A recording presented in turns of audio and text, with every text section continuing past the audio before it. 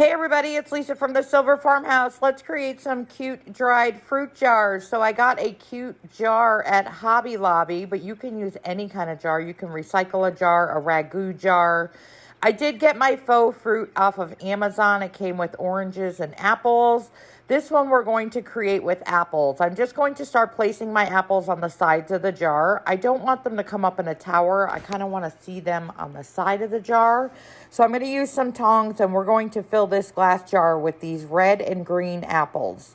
You can mix it and do orange slices if you want also, but I did a jar of apples and a jar of oranges. So we're just going to stuff this nice and full, and let me tell you, the smell of this dried fruit is absolutely amazing. Even though we're putting a lid on this and you're not going to be able to smell it, the smell while making it was awesome. I am just going to make sure that I fill my jar right up to the top so that it does not move around and settle. Now, this came with a metal screw-on lid. If you are using a ragu jar or like a pasta sauce jar, even a mason jar, you're going to want to give your lid a coat of Mod Podge just so that the paint adheres to it very well. So I just gave it a quick coat. I'm going to dry it up with the hairdryer real quick.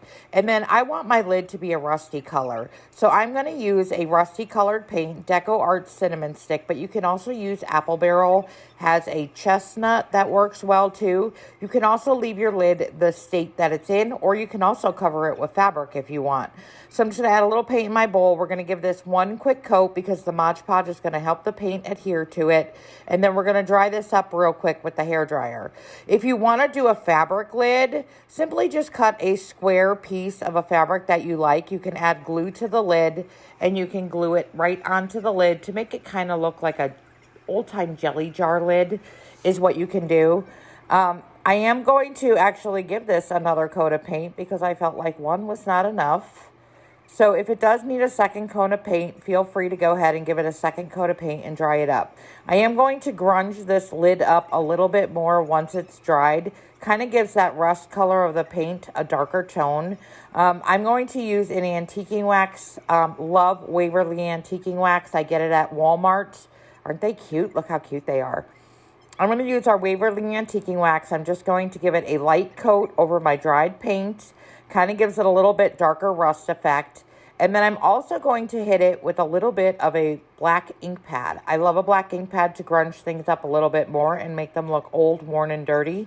So I'm just going to get my black ink pad and we're going to hit it with a little bit of black ink. And that's it, guys. That's how you can grunge up a lid. But again, fabric works well. You can leave it in the state it's in. It's going to be totally up to you. Just going to screw this onto my jar. And we're going to give this jar a little bit of a decoration on it. I'm going to use some ribbon, and I'm also going to use a hang tag. I want to put a little sign on the front of my jar that says dried fruit. But I just took a piece of homespun. I ripped a piece of homespun fabric and made a ribbon out of it.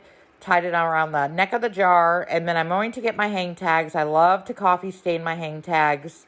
I do have a video on my Facebook page on how I coffee stain them. I have a little cup of water here. I'm just going to blot the edges with water and then give them a tear.